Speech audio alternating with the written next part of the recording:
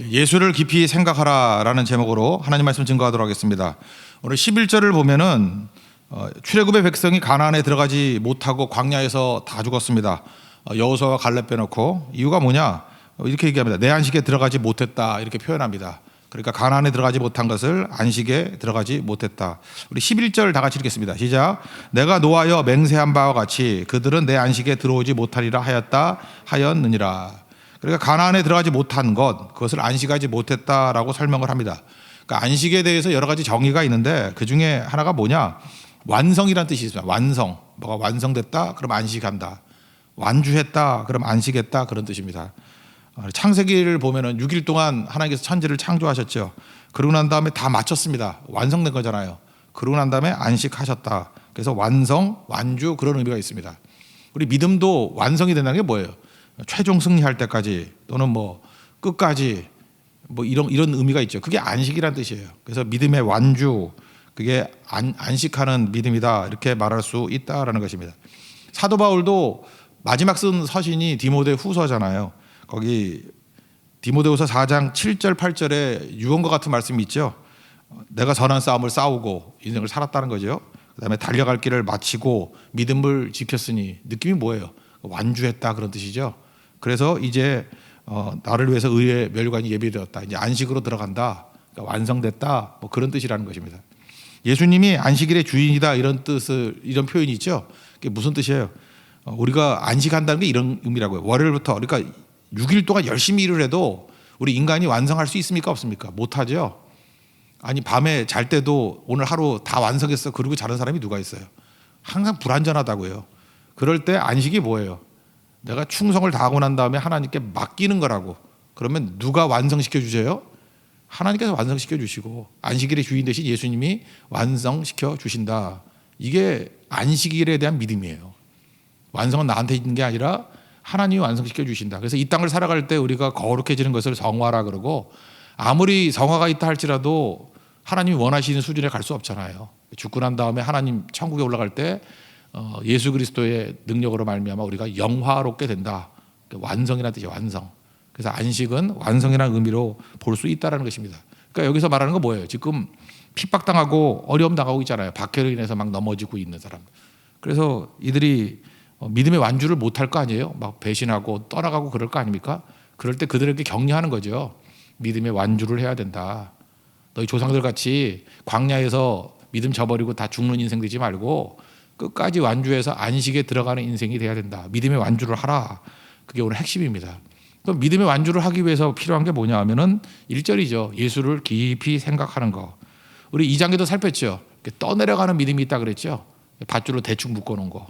근데 유념이라는 단어를 썼잖아요. 닻을 내리다. 묶고 닻을 내리는 것, 떠내려가지 않는 것, 유념하라는 건데, 유념. 그런 믿음이 되기 위해서는 예수를 깊이 생각하라. 이게 핵심이라는 것입니다. 1절 다 같이 한번 읽겠습니다. 시작. 그러므로 함께 하늘의 부르심을 받은 거룩한 형제들아, 우리가 믿는 도리의 사도이시며 대제사장이신 예수를 깊이 생각하라.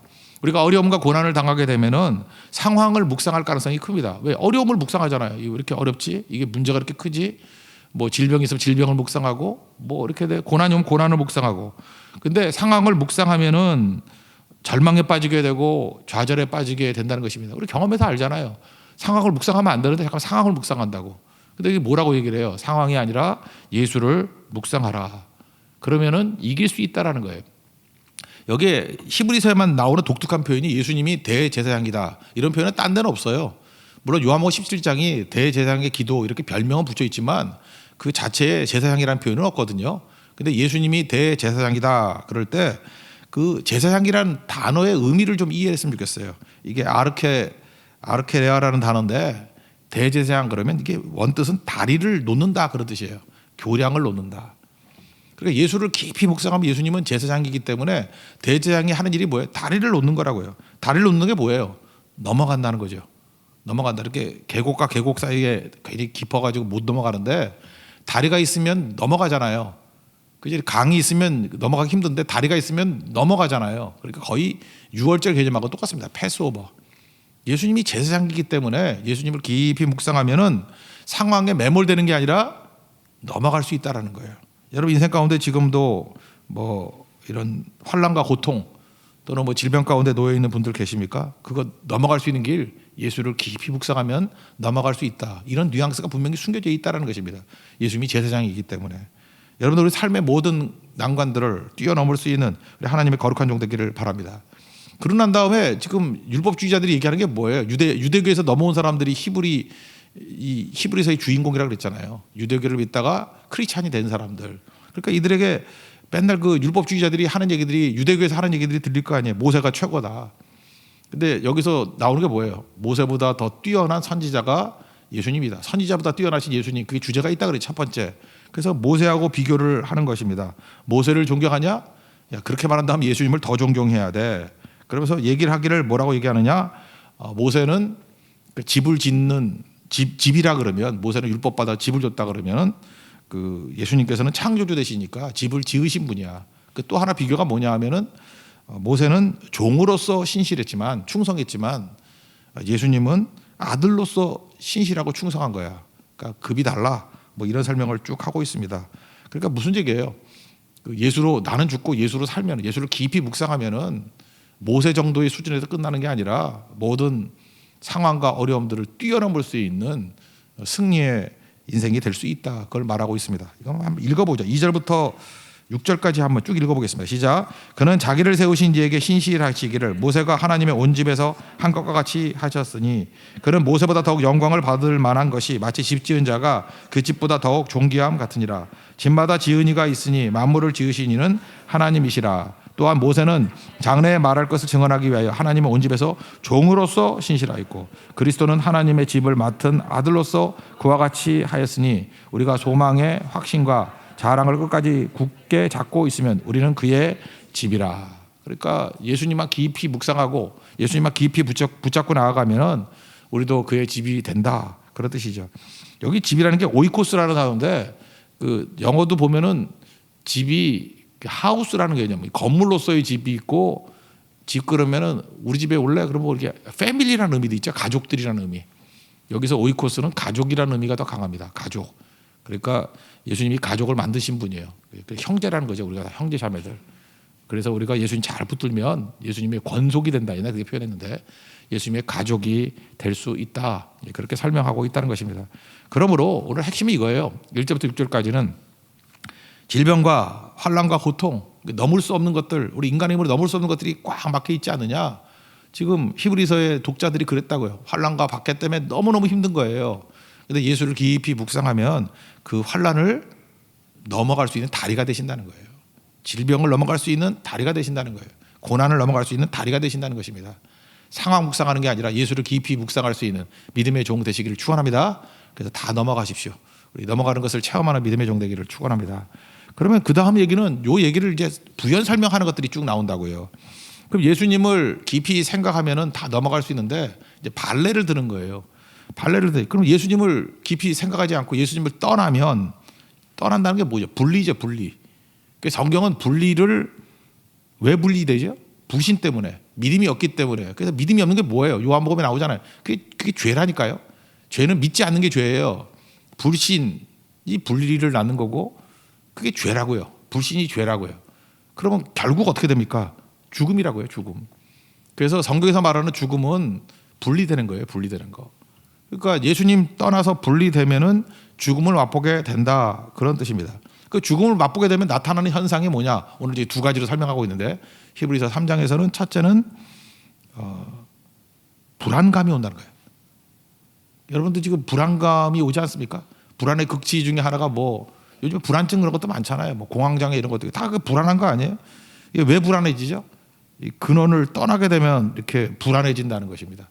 그러니까 분리로 인해서 나타나는 첫 번째는 불안해진다.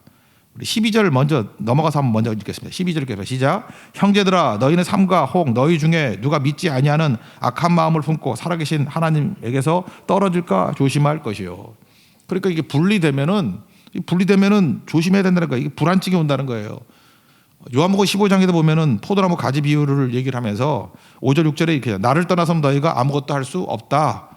그죠? 나를 떠나면 가지처럼 밖에 버려 말라서 사람들이 모아다가 불에 던진다. 그러니까 분리는 죽음이다 그 얘기죠. 그러니까 붙어 있어야 된다. 분리돼서는 안 된다. 예수를 깊이 생각해야 된다. 이런 거죠. 그러니까 예수님께 붙어있는 걸 믿음이라 그러는데 믿으면은 강하고 담대함이 있고요. 분리되면은 불안감이 오니까 불안해진다라는 것입니다. 그래서 다 깨지게 된다. 그런 뜻이에요. 사람이 불안해지면 나타나는 현상이 뭔지 아십니까? 우리 다 경험해서 알 거야. 여기 성경 하나 보세요. 우리가 불안해지면요. 믿을 게 없잖아요. 그러니까 옛날에 믿었던 것으로 돌아가요. 지금 유대인들이 유대교에 있던 사람들이 예수님을 믿고 크리스찬이 됐죠. 근데 잠깐 핍박을 하고 그러니까 예수님을 떠나게 되는 거예요. 그러니까 막 불안해지는 거예요. 그럼 어디로 가요? 다시 옛날로 돌아간다니까요. 그래서 출애굽의 예를 지금 들고 있어요. 뭐 시편 95편 얘기인데 민수기 얘기하고도 막 섞여 있어요. 근데 불안할 때 어디로 가요? 이스라엘 백성들이 광야에서 맨날 했던 소리가 뭐예요? 애굽으로 돌아가자. 애굽으로 돌아가자. 이게 그들의 구호였다는 것입니다. 불안할 때는 옛날로 돌아가자. 옛날로. 저도 옛날 뭐 영화 하나 생각나네요. 그 박하사탕이라는 그 박하사탕 맞나? 그 설경구가 그 기찻길에서 이렇게 손 밖으로 해서 나 돌아갈래 그런 거 있지 않아요? 난 그 광야에서 외치는 소리 같이 들리던데 뭔 영화인지 모르네요, 그죠? 예, 하여튼간에 그런 게 있어요. 그러니까 우리 인생이 그래요. 뭘 하다 보면은요. 그래서 제가 영적 수사관이라 그러면 믿음을 떠난 사람들 추적해 보면 어디가 있는지 금방 알아. 옛날 놀던 곳에 가 있어. 그죠? 불안하니까. 술 먹다가 놀던 사람은 술집 가면 찾을 수 있고요. 뭐 딴짓으로 놀던 사람은 그걸로 가 있어. 다 옛날 믿던 거. 그 점치다 온 사람들은 그 점치 가면 다 나가 있고. 그러니까 나 돌아갈래요. 그 애굽에서 나오라 그랬는데 다시 돌아갈래. 그래서 성경은 뭐 이런 거 있죠. 우리 어르신들이 맨날 했던데 너는 어쩜 그렇게 네 애비 닮았냐 뭐 이런 얘기 들어봤죠. 지금 이스라엘 백성들에게 얘기하는 거예요. 너희들 하는 일들이 어쩜 니네 조상들 닮았니. 출애굽 이후에 광야에서 네 애비들 하던 짓하고 똑같이 되는 거 아니냐. 왜 그런 일이 벌어지죠? 이스라엘 백성들이 하나님에 대한 믿음이 사라졌을 때 곧장 애굽이 생각나는 거예요. 그러니까 보세요. 가나안에 왔을 때도 맨날 하는 얘기가 뭐예요? 그냥 하나님과 떨어지면 항상 애굽 생각하는 거예요. 애굽으로 돌아갈 생각. 애굽 의지하지 말라. 애굽의 상징이 뭐예요? 옛날 믿었던 거. 옛날 의지했던 거. 불안하면 다 글로 간다니까요. 여러분들 지금 믿음 생활하고 하나님 앞에 충성하기 이전에 의지했던 것으로 잠깐 돌아갈 마음이 생긴다 그러면 여러분 인생의 큰 위기입니다. 지금 믿음의 큰 위기라는 거예요.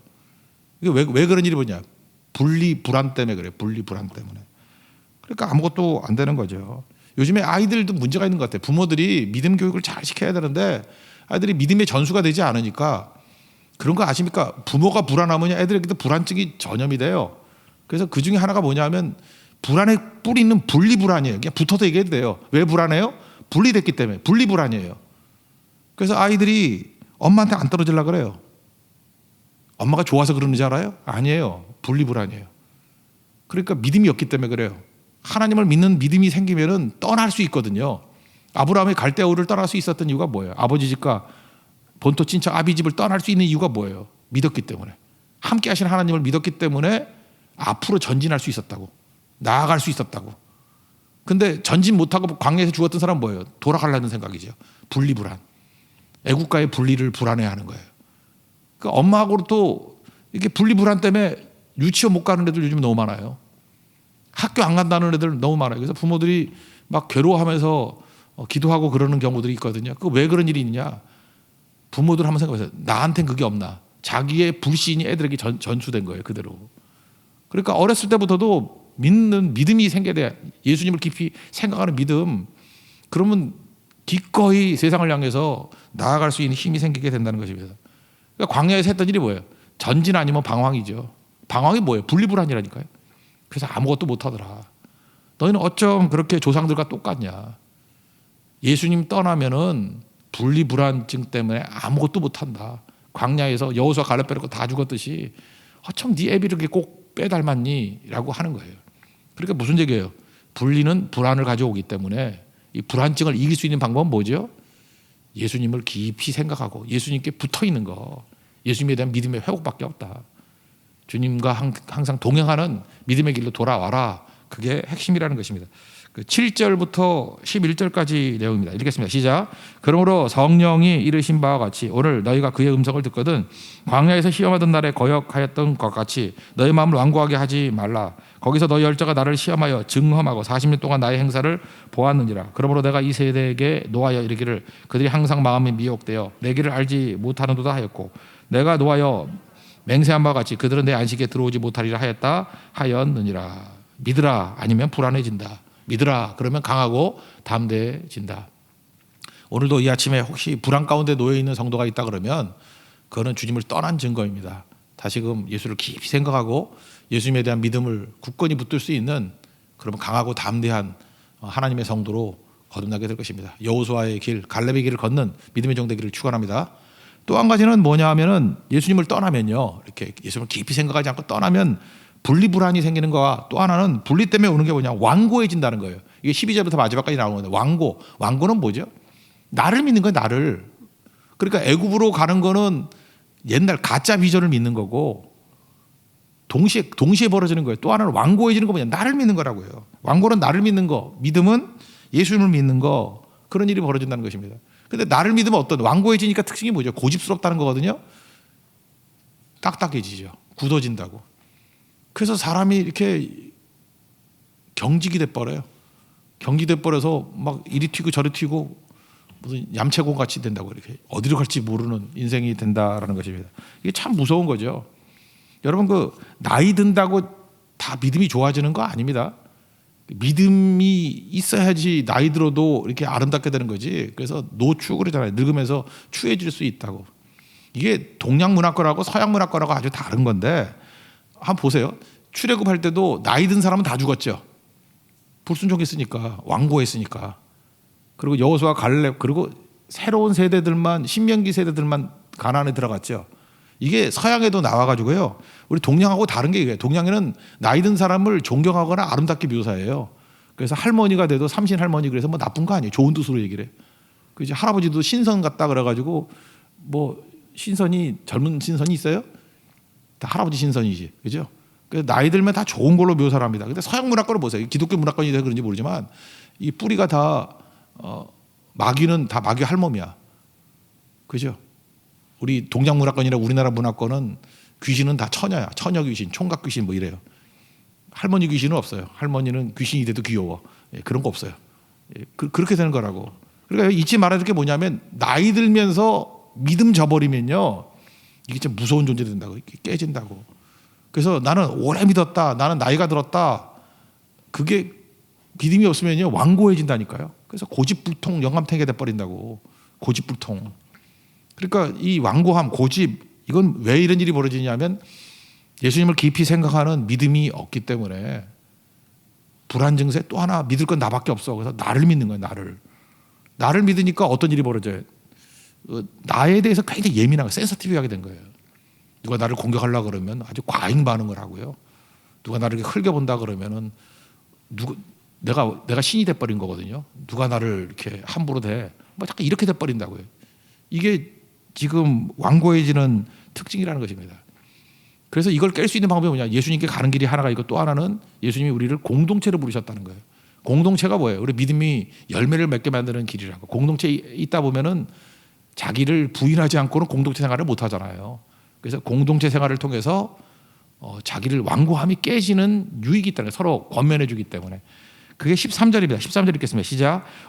오직 오늘이라 일컫는 동안에 매일 피차 권면하여 너 중에 누구든지 죄의 유혹으로 완고하게 되지 않도록 하라. 매일 피차 권면할 수 있는 게 뭐예요? 이게 진리, 오이코스, 그러니까 패밀리, 교회로서의 오이코스로서의 교회. 거기서 피차 권면하는 걸 통해 가지고 완고함이 깨지게 된다라는 것입니다. 그리고 더 중요한 건 뭐예요? 성령 의지에서 예수님 붙들고 끝까지 가면, 예수님 붙들고 성령의 도우심으로 끝까지 가면 완주할 수 있다. 안식에 들어갈 수 있다. 그 얘기입니다. 14절 읽겠습니다. 시작. 우리가 시작할 때 확신한 것을 끝까지 견고히 잡고 있으면 그리스도와 함께 참여한 자가 되고, 이 참여한 자라는 게 이게 권속이거든요. 가족이 된다는 거예요. 가족이. 끝까지 갈 수 있다, 이런 겁니다. 요즘에 뭐 지난주에도 선거도 하고 그랬었는데, 여러분 민주주의가 가능한 이유가 뭐냐? 보통 그렇게 얘기하죠. 선입견을 버리고 잘하는 거를 선택해주고 못하는 것을 거부하고, 그래야 민주주의가 꽃을 피우죠, 그죠? 그래서 농땡이 치는 사람들은 배제가 되고, 잘하면은 누가 잘하든 간에 잘하는 것을 계속 밀어주면 계속해서 잘하는 것들이 세워지게 되겠죠. 근데 민주주의의 적이 뭐예요? 뭐 이걸 이제 극좌, 극우 그러는데 덮어놓고 지지하는 거예요. 어디 하나를 덮어놓고. 그러면은 잘하든 못하든 관계가 없죠. 그렇잖아요. 이렇게 덮어놓고 지지하니까 이게 민주주의 적이에요. 이게 진짜 꼴통들이지. 근데 제가 이번에 보니까 그 우리나라 지난번하고 보니까 이렇게 뭐 부동층이라는 것들이 있죠. 이렇게 옮기는 사람들. 그 주로 젊은이들이 많은 것 같아요. 그게 굉장히 중요한 거예요. 잘하는 거를 지지해주고 아닌 거를 거부하고 그런 것들이 계속 살아있게 되면은 누구도 함부로 못해요. 누구도. 우리 신앙생활도 그래야 된다는 거예요. 굳어지면 안 되고 이게 내 아집으로 있으면 안 되고 어떤 것이 되든 간에 하나님의 뜻이 무엇인가 내가 뭘 잘못했는가를 보면서 이게 부동층이 돼야 돼 마음이. 그러니까 주로 하나님은 틀리지 않으니까 하나님께로 가겠죠. 나를 부인해 NIBC Not I but Christ. 그럴 때 꽃을 피우게 된다는 것입니다. 그러지 않으면 뭐가 돼요? 우리도 이제 극우나 극자가 돼버리는 거지. 그게 뭐예요? 안 움직이지. 그 완고함이 우리 자신을 갖다가 망치게 만드는. 나이 들어보세요. 살도 굳어지고요. 다 굳어져요. 딱딱해지고. 그 50견이라는 게 뭐 이게 잘 안 돌아가고 막 그러는 거 아니에요? 아기들 보세요. 1살, 2살짜 애들 말랑말랑하고 그러지 않습니까? 바로 그 얘기를 하는 거예요. 그죠? 그래서 자기를 부인할 줄 알아야 된다. 저는 우리 민족이 중국을 싫어하면서도 중국의 영향을 엄청 받았다고 생각해요. 중국은 문제가 있는 민족이죠. 왜? 중화 사상 그래서 지들이 최고라는 교만한 민족이에요. 교만한 사상이거든. 중화 사상이라는 게. 근데 욕할 것도 없는 게 우리도 소중하라 그래서 똑같은 생각을 갖고 있다니까요. 중국 빼놓고는 우리도 다 무시해. 근데 우리도 사실 중국도 무시하죠. 그래서 우리나라의 외국인을 이렇게 존중하는 표현이 있어요. 중국 사람 뭐라 그래? 떼놈이라고 그러고. 그죠?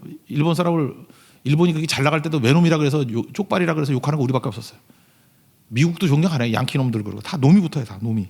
그냥 우리가 최고죠. 돈 있어도 부자 존경 안 해요. 돈 있으면 다야. 이게 우리 다 있잖아 말해. 돈만 있으면 다야. 절대 존경 안 해요. 그죠? 그러니까 우리 마음 가운데도 이 완고함이 있다니까요. 이 중화사상 같은 소중화의 완고함, 이 교만함이 있다고. 이게 좋은 거 아니에요, 이게. 그런데 우리 민족에 기독교가 들어왔어요. 복음이 들어왔어요. 복음의 특징이 뭐예요? 나는 죽고 예수로 사는 거 아니에요? 정말 우리 민족의 근본적으로 나를 부인하게 만들고 나를 처절하게 짐 뭉개면서도 자존감이 깨지지 않았던 건 복음밖에 없어요. 나는 죽고 예수로 다시 살아나는 거니까. 죽으면 끝나는 게 아니니까. 대표적인 게 뭐예요? 남북한이죠. 원래 우리 6.25 전에 뭐 70년까지도 그랬다. 북한이 더 잘 살았잖아요. 중고목이 북한에 다 있었으니까. 근데 차이점이 뭐예요? 북한은 여전히 조선이잖아요. 그죠? 여전히 조선 아니에요, 조선. 조선의 스피릿을 그대로 갖고 있다고. 그래서 북한 보세요. 웃기죠? 그지 같으면서도 자존심 하나 살아있잖아. 우리가 최고다. 여러분 북한을 보면서 느끼는 게 뭐냐면 그 옛날 조선시대하고 똑같다고요. 조선 500년의 그 사상을 그대로 가지고 가는 거예요. 우리가 최고다, 최고다. 그지 같으면서 아무것도 없으면서도 계속 그러고 산다고. 근데 이 남한은 제가 볼 때 복음이 들어온 거예요. 복음이 들어와서 했던 가장 큰 일이 뭐냐 하면은 완고함이 깨진 거라고요. 그죠? 나 같은 죄인 살리신. 그래서 우리 맨날 그랬잖아요. 이 지렁이만도 못한 내가 뭐 맨날 우리 노래도 있잖아요. 그죠? 맨날 하나님 앞에 자기를 부인하는 찬송들. 옛날 보면 그런 찬송도 엄청 많았어요. 자기를 부인하고 나아갈 때 완고함이 깨져 버리는 거죠. 그래야 다시금 주께로 돌아갈 수 있다라는 것입니다. 저는 하나님께서 우리 민족 가운데 복음이 들어와서 광야 가운데 일제시대 전쟁 그때 복음이 들어왔잖아요. 그래서 우리를 살릴 수 있었던 힘이 있었다고요. 왜? 자기를 부인하고 하나님께 돌아갈 수 있는 믿음이 생겼기 때문에. 믿음만이 살 수 있습니다. 근데 좀 살만하니까 지금 다시 얻게 돼요. 다시 네 애비 닮아서 이렇게 되는 거라고요. 다시 우리 중심이 되고 우리가 최고라 그러고 뭐 국뽕에 빠지고 그죠? 교만에 빠지고 완고함에 빠지고 그래서 뭐 옛날 사색당파 하던 식으로 또 다시 돌아가려고 그러고 그게 다 뭐예요? 완고함이거든요. 완고함. 여러분 잊지 마십시오. 내 안에도 완고함은 이게 주님을 떠났을 때 나타나는 현상이에요. 분리불안, 완고함. 성경이 그러잖아요. 그게 깨지는 거라고. 다시 예수를 깊이 생각하고 예수님 붙들고 주께로 돌아갈 수 있는 그래야 안식할 수 있는 믿음, 완주할 수 있는 믿음, 믿음의 완주가 가능한 믿음이 된다. 이렇게 말하고 있습니다. 이 마지막 대기만 읽어봅시다. 15절부터 19절까지 읽겠습니다. 시작. 성경에 일렀으되 오직 너희가 그의 음성을 듣거든 경노하시게 하던 것 같이 너희 마음을 완고하게 하지 말라 하였으니 듣고 격려하시게 하던 자가 누구냐? 모세를 따라 애굽에서 나온 모든 사람이 아니냐? 또 하나님이 40년 동안 누구에게 노하셨느냐? 그들의 시체가 광야에 엎드러진 범죄한 자들에게가 아니냐? 또 하나님이 누구에게 맹세하사 그의 안식에 들어오지 못하리라 하셨느냐? 곧 순종하지 아니하던 자들에게가 아니냐? 이로보건대 그들이 믿지 아니함으로 능히 들어가지 못한 것이라. 그러니까 믿어야 완주할 수 있고 순종해야 완전할 수 있고 딱딱한 것을 버려야 완주할 수 있다는 것입니다. 그래서 성경을 보면 딱딱한 것을 깨기 위해서 하나님 쓰시는 방법이 뭐냐 하면은 고난이에요. 고난이 오면 내가 깨지잖아요. 막 깨져요. 그래서 이게 호세아 10장 12절 같은 데 보면은 묵은 땅을 기경하라. 우리 마음은 딱딱해진 마음을 이렇게 막 고난의 쟁기가 막 갈아 엎어버린다고. 그래서 고난이 나쁜 것만 아니에요. 우리 마음을 묵은 땅을 막 기경하는 거예요. 그리고 그 다음 필요한 게 뭐죠? 마침내 여호와께서 공의를 비처럼 너에게 내리시리라. 옥토가 되기 위해서 필요한 게 뭐예요? 기경하는 것. 또 하나는 뭐예요? 비가 내려야 돼. 비가. 눈물이죠. 씨 뿌리는 비유도 보면 누가복음 8장 6절에 바위에 떨어진 게 왜 죽었어요? 습기가 없어 말랐고. 그러니까 눈물이 있어야 된다는 거예요. 눈물의 기도. 그럼 다시 살아나게 돼 있다는 것입니다. 광야에서 1세대들 완악하다가 완고하다 다 죽었어요. 2세들의 특징이 뭐예요? 부모들 다 죽고 믿을 게 없잖아요. 그러니까 하나님을 의지하는 거예요. 사실 그 고아 세대 아니에요. 고아 세대. 부모들 다 죽었다는 건 고아 세대 아니에요. 그러니까 철저히 하나님만 의지하고 마음이 완고하면서 기경된 마음이에요. 묵은 땅 기경된 마음이에요. 신명기가 그 세대에게 준 말씀이라고요. 그들이 어떻게 했어요? 눈물로 전진하는 땅이었다고. 아무것도 의지할 게 없었기 때문에.